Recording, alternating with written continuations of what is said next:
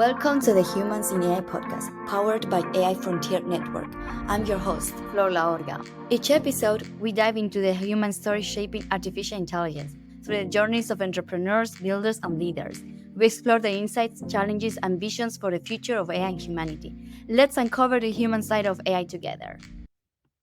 Hi, Marty. Thank you very much for joining to Humans in AI podcast, hosted by AI Frontier Network and by me, Flor. So I appreciate that you accept our invitation. It's great to have you here. So let's start.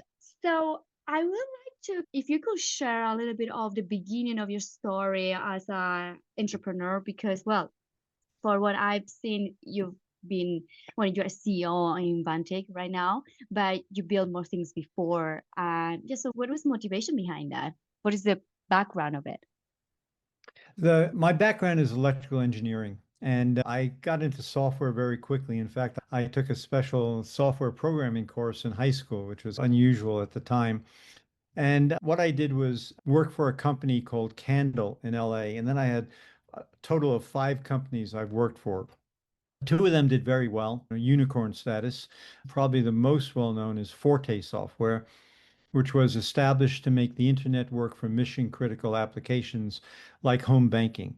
Through my career, I think the consistency is I worked for companies that open up new markets, like it was database market with Ingres, the internet with Forte, and now with Vantiq, we're opening up the real-time AI market. And what real-time means is how do you use AI to address things like effects of climate change, such as floods or droughts, and save lives.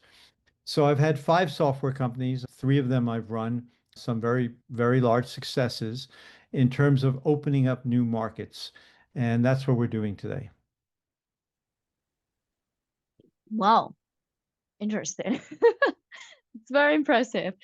So I like to ask these kind of questions because I think that is always a moment or a situation or a person that influenced you to follow this path. Or it's been just yourself, maybe. Sure. Okay. So I went to a school called Cooper Union. Cooper Union is an engineering school. I went there partially because it was free, and at the time I had no money. It was all scholarship if you got in, very selective school. And partially because it was very high end in terms of what they taught you in engineering. And that school was founded by Peter Cooper. And Peter Cooper founded that school, I think it was 1860, with the idea of getting these students, these top talented students, to use engineering to have a positive influence on the world. And I think that there's no coincidence that Vantiq, my current company, was formed to basically help the world deal with current challenges from climate change, healthcare, defense, and even companies trying to do the next generation systems.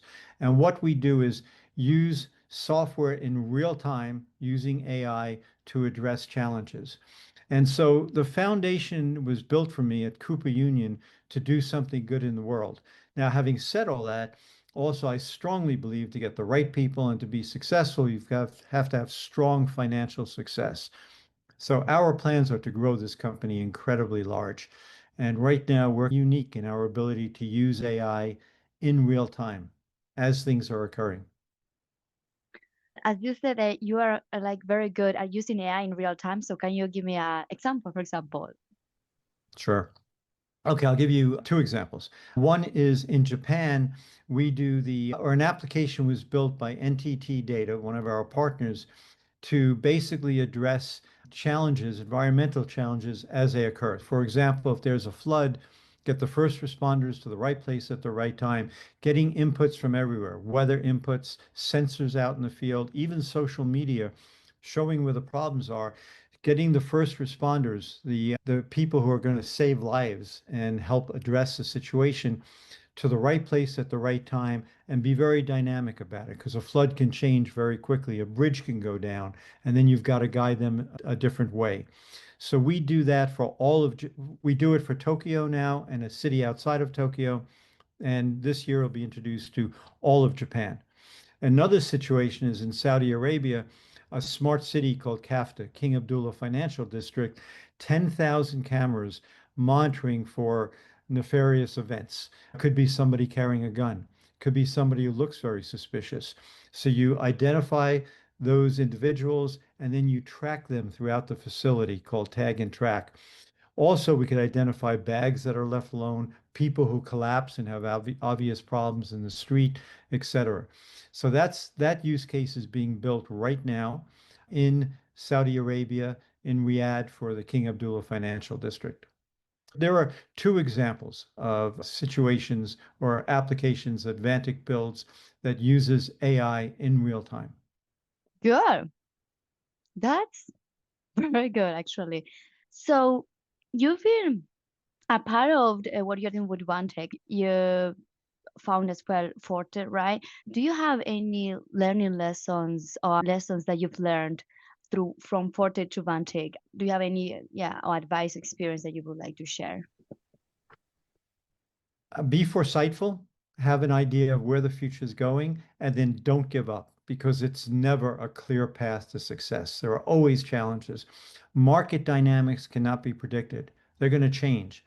So, for example, right now we have AI everywhere. Everyone's talking about AI, but there are really some other challenges that we have to deal with, such as which AI systems to use. What's the direction that's being taken in AI? And then we got to figure out how we add AI as it changes to specific solutions. So you might have a solution, as I said, in the Middle East, where we're basically detecting when there are problems, primarily with people.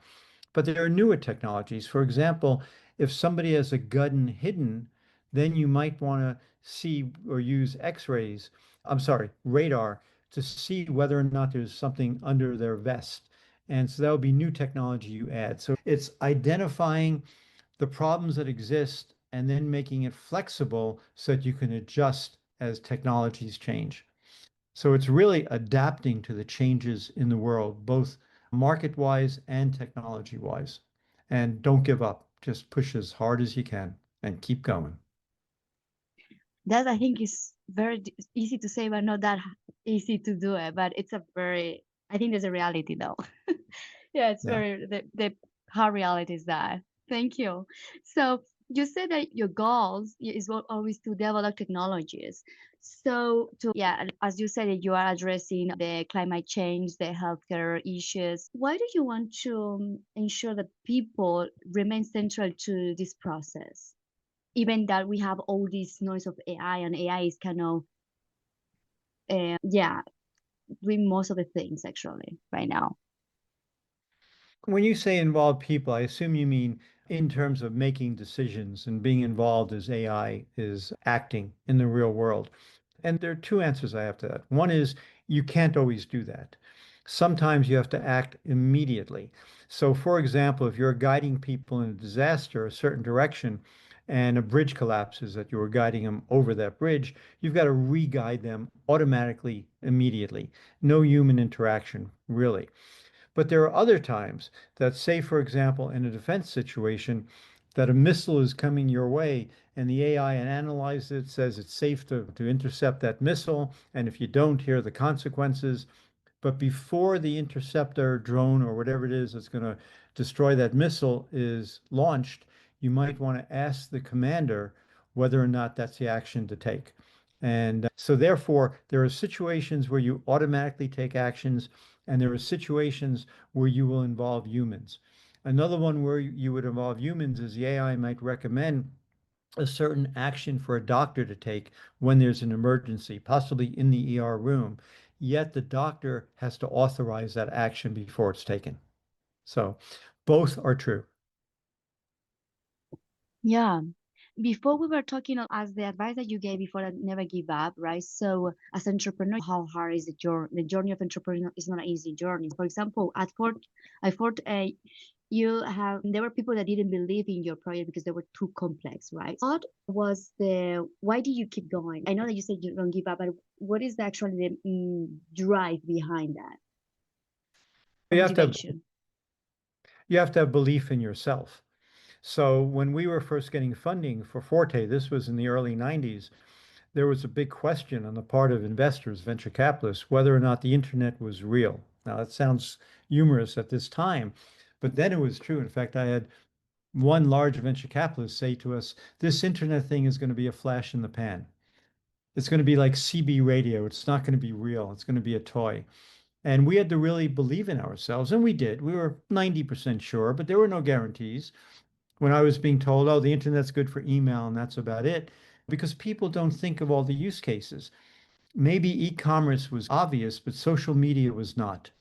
And therefore, you've got to continue to believe in yourself and the strategy you have and just continue to implement it. And there's a reason why there aren't all that many entrepreneurs that are successful. And the reason is too many of them give up too early. They don't realize that you've got to figure out, try this, do that, and be tenacious. And do you think that with AI it's easier to be a founder today, to build things, to build companies, but at the same time, even as easier, it's there's as well more and more companies that fail. There's not as it's more it's there are more new more opportunities to be an entrepreneur and build a company, but at the same time they're not way more successful companies as in the past. Or they're not that well known, let's say. But I don't know if it's really easier. My experience is having done it a few times, it's always difficult. There's always challenges of various times, whether it be funding, market access, having the market move in your direction, getting the right people, et cetera, et cetera. It's never really easy, and I'm not sure it's any easier today. What is easier is access to the technology. You can build things faster. AI helps you do that. So that part is easier, but still identifying what to do and doing it effectively is not simple. Yeah, definitely it's not. So across all your ventures, was there a pivot moment or turning point that most changed the way that you lead, decide, or innovate as a leader that you are? There's a commonality. I'm not sure this directly answers your question, but there's a commonality I've seen multiple times, and that is in an early market, there's a point where the market takes off and it's noticeable and you have exponential growth. At Vantiq, we're in that point right now. We've seen in the last 6 months an incredible set of opportunities come our way. In fact, one of our biggest concerns, how do we meet all these opportunities? All of a sudden, real-time systems, building them using AI is in vogue. It's what people are looking to do. It's not just generative AI for doing research. It's how do we help monitor and control the world? And that's accelerating like crazy. At Forte, it was at some point the internet was accepted, and all of a sudden the demand was incredible. So at the very beginning, you have the early adapters, but then when the mass markets start coming your way, it's like a tidal wave. And I've seen that occur multiple times, as I said. So that to me is a commonality and a unique one that pretty much all the software startups I've seen have gone through. And I suspect social media and other companies, it's the same. Knee of the curve occurs, and all of a sudden you experience exponential growth. Yeah, so talking a little bit about the challenges of AI. As a CEO, you obviously have a team, right? So how challenging, or maybe it was not for you to use AI or integrate AI in all the workplace, basically? For the people, Um, like the employees, like how challenging was that to accept, like, oh, now we're going to use AI? It's an innovation that we're well prepared for. My guys have been using AI forever. I have some top-notch software developers in Silicon Valley, and many of them were AI programmers of different types. Now, generative AI made a big change 2.5 years ago, about was when the change really occurred. And it was a bit of a different approach to how you build systems. But like I said, a bit. It wasn't a total change. It makes the systems more intelligent, but you still got to do the monitoring, using the AI, using computer vision, for example, orchestrating the results. But what you have in the middle is the ability of a system giving you far better recommendations on what actions to take. And that made a difference for sure. And it was something that we were well suited to integrate because we had the ability to build, or what we do is we build real-time systems. Vantiq is a platform that enables you to do it. And so we were able to incorporate it, generative AI, very quickly. But as I said, we've started building this system 10 years ago. And the basic intent of building real-time systems to address worldwide challenges was there from the get-go. That was actually like a very good point. Like actually you're in a Silicon Valley, so it's like obviously you have the best engineers, right? So do you think that's obviously it is, but big advantage over the whole world? Because before AI has been for a long time, but I think the boom has been a few years ago. It was not before. Before, as you said, like people were not believing in even in technology. How do you envision that it would be such a big thing, AI?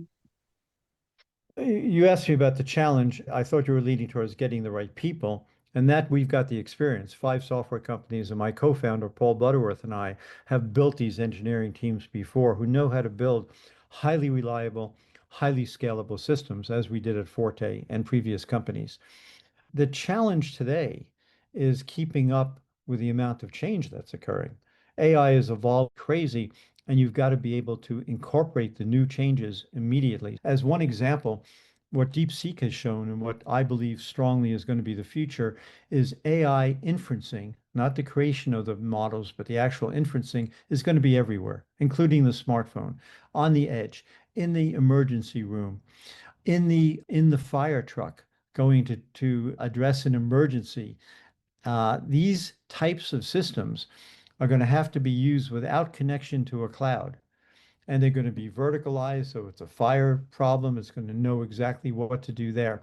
That's a major trend in the industry, is getting these inferencing models everywhere. It's a benefit. We do that, but it's a challenge. Keeping up with the technology is definitely a challenge. We're able to do it, and we think we're able to do it very effectively. Having all this noise, because there's a lot of noise about AI and everything that's happening right now. So how do you guys keep focus? We have some good engineers who know what's really viable and what's not. To your point, there is a lot of noise, and people are talking about AGI, which I question. That's a whole another subject. But using the technology effectively is a bit challenging. And we have the engineers and the talent to figure out what can work in what situation, what is viable, and then we implement it. Very efficient. So now with the data and AI becoming central to making decisions, right? Decision making. So how do you think about ethical responsibility as a leader? Do you think that sometimes you had to kind of leave it, drop it, and just move on, or you really very straight on the ethical part as well? I'm sorry, the ethical part The of AI? ethical responsibility, yeah, the ethical part of AI and all these things. Yeah. Let me give you a comparison of our, and this really exemplifies our thinking. So you look at autonomous vehicles, and by different accounts, autonomous vehicles are going to decrease the amount of deaths in driving by dramatic numbers, say 80%. The problem is the other 20% might be a different 20%. And therefore, they might have lived, that 20% that died. But the vehicles have some problems and make some bad decisions. So you look at the overall situation and you say, we're saving 80% of the lives overall. And that's what you have to accept. There's a little bit of similarity here with AI. AI will make some bad decisions. But if overall its decisions are good and it can save lives in emergencies like fires or any kind of environmental disaster, then it's a good thing. And so that to me is a high level perspective. You don't hear that too often. But yes, you have to accept that it's not always going to be accurate. Having said all that, there are ways to make it more accurate. So, for example, we have a patent on getting rid of hallucinations. It's a voting algorithm with multiple AI systems, and we believe we could reduce hallucinations by 90% or more. So there are also techniques you can use to actually make the AI more trustworthy. Well, that's kind of very, I'm still processing. It was very good answer, actually. Yeah, because it's a bit different than what people can respond in these kind of things. I'm still, when you say, I know that you don't hear this often. I'm like, yeah, actually, you're right.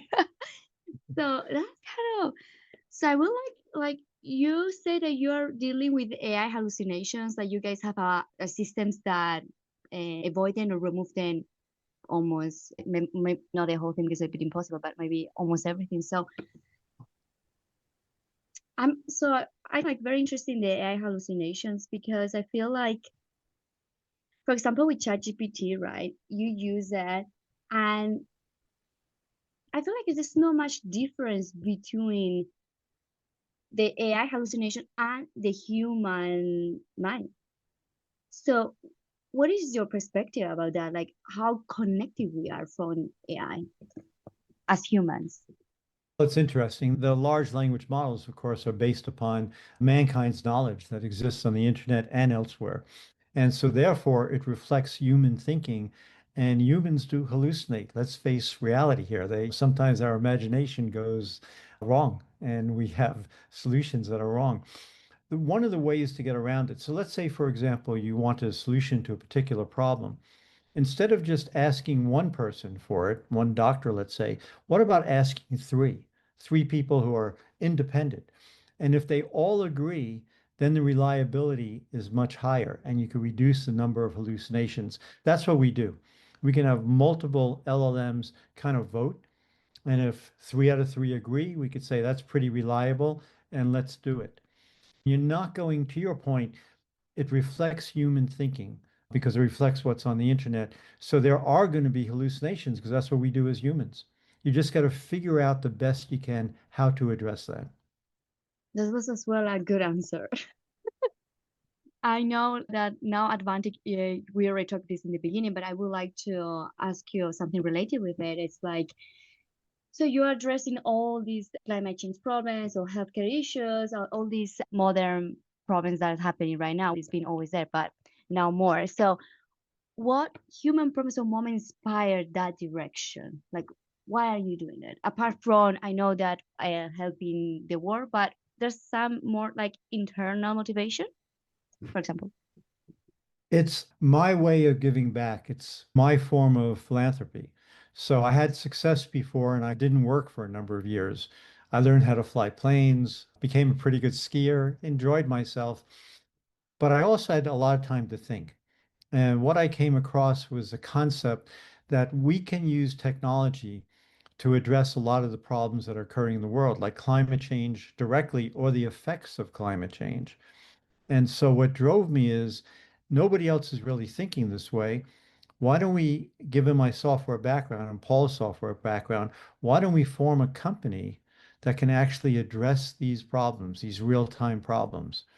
So that's what really got me going, was saying we can do something that nobody else has done, enable systems to be built very quickly that can address these worldwide challenges, save lives, also save food supply and air quality, etc. There are many things that software can do in real time, and nobody was addressing it or is real still to this day. We have the most advanced platform to build these systems by far. And so we have the ability to make a difference in the world, and that's what drove me. So you talk about success, right? Being successful. How the definition of success have shifted in all your entrepreneurial journey from the beginning until now? What is the definition of success for you right now? That's an interesting question. I would say it's changed a bit over time. At the beginning, success was primarily financial. So when I was in my 20s and 30s, hey, let's make a big company and do it with software, which of course is my background and my expertise. Over time, I became a lot more focused on doing things that could really make a difference in this world. And I think that's just maybe a level of growth or maturity, and to the point where Vantiq has that as our primary goal. So it's been an evolutionary process where now I view that as probably the primary reason why I'm building this company called Vantiq, to make the world a safer and more performing place for humans, because there are real problems out there. Climate change is real. If we don't address it, there are going to be lots of people dying, and it's accelerating. How do we address these kinds of issues? And technology can be brought to the forefront to do it. It's clear to me. And we're doing it now. So that's what drives me. Yeah, actually, I can notice now how hot it is right now too as well. I also feel the climate change very much. So looking to the future, how do you envision AI in our daily lives? Like maybe from now, from 5 years now, more or less. How do you envision the how AI gonna change the way that we live, basically? There are two ways. One is making humans far more productive, whether it be developing drugs or managing companies. AI is going to make it so much easier as an add-on to what humans make decisions, or even to some degree, driving the decisions. The other way, which we're involved in, is operating the world better. And by better, not just more efficiently, but safer. And of course, that's what Vantiq is about. It's going to be major. These changes are so significant and you have so much effort. We all know this, how much effort in the world is being put into this. How many brains are focused on this? It's like an incredibly large amount. And therefore, this worldwide talent and the ability to connect over the internet and open source, et cetera, is going to make an incredible difference as it accelerates. And that's what's happening. So in 5 years, we're going to be far more productive. Companies will be far more productive. The world will be safer, but it's a one-way street, and there's a lot to do beyond that. Yeah, that's actually also I was thinking about it. Sometimes I think about it, so I like to ask these questions to get information, and then you get smarter when you listen to other perspectives. Yes, I've got two more questions for you. I would like you to, because this is kind of right now, mostly in the Silicon Valley and in San Francisco, everything is like everybody, there are a lot of startup founders, right? So I would like you to give them an advice about how to keep yourself grounded in all this AI noise and stay grounded in their values and purpose. Like there's a lot of with the VCs, investors, a lot of things going on. But when you are in your early stage as a founder, you can get very lost. I would say not can get, but you will get. Founding a company, of which I've done multiple times, is a real challenge. And it's no question that things are going to change and you have to adapt very quickly. Like when Vantic was founded, there was no generative AI. And therefore, we had to, when it came into existence, we had to deploy it and deploy it very quickly into our systems. Perhaps we were a little bit lucky in that we had the architecture to do it and to do it very quickly. But there are other things we had to do that we didn't plan for. For example, we have what's called an event broker, our own event broker that communicates node to node in a mesh network. We thought we could use standard technologies, but we couldn't. And we had to spend a lot of effort to do it. So, as a founder, you have to be willing to adjust and adapt in whatever way it is possible and not lose faith. There are times when there was one time, for example, when our chief technology officer, Paul Butterworth, we had a major task to do, and we were figuring out what the task was. And he came back to me and he said to me, Marty, this is not possible. We can't do this. And I said, Paul, if we're going to be successful, we have to do it. He went off and he spent 3 months designing this next generation system capability. And sure enough, he did it and figured out how to do it. So there was an example where some people might have given up, but we didn't. And it took a few months, but we figured out there is a way to solve this complex problem. So don't give up. Figure out, be creative, figure out alternative solutions, whether it's yours or open source or some other company you're going to work with, and solve that problem and move on. And the problems are going to exist. So be tenacious, don't give up, expect challenges in all fronts, and just do your best to address them. And if you're creative and focused, you'll get there. I love it. Don't give up. Don't give up. So I got one open question for you. Basically, it's like We touch different aspects of your journey, some more like professional, some more like personal. But this one is if you would like to share something that we haven't talked about. So it's basically you can share, something that you would like to share about your professional life, your personal life, or it's an open one for you. The thing that I have discovered over time is that there is no alternative to hard work. Now, I know this is very specific, but there are a lot of people out there who think, oh, I've got a great idea. I'm going to do it. I'll spend some time doing it. There's somebody else as creative as you who's going to do something similar, but they're going to put twice the effort in, and they will be more likely to be successful. So it's not just don't give up, but put all of your capabilities and all of your focus to doing it. And there is no alternative here, guys. Sorry, wish there was an easy way, but there's not. The world is highly competitive, and there are people as smart and as capable as you. So, really, hard work. Simple answer, but that's what I have found over the years. And when I hire people, it's one of my key questions. Are you willing to put the effort in? Yes, wow. Yes, actually, I think that's also determination. I think that's what determination helps a lot with that, the consistency of just keep pushing even. It's, oh my God, so much. It's amazing. Okay. Thank you very much, Marty. It's been great having you in the podcast. It was great meeting you. So thank you very much for making time for this. Laura, you're very welcome. Thanks for listening to the Humans in AI podcast. We are here to spotlight the people making AI more human, one story at a time. See you in the next episode.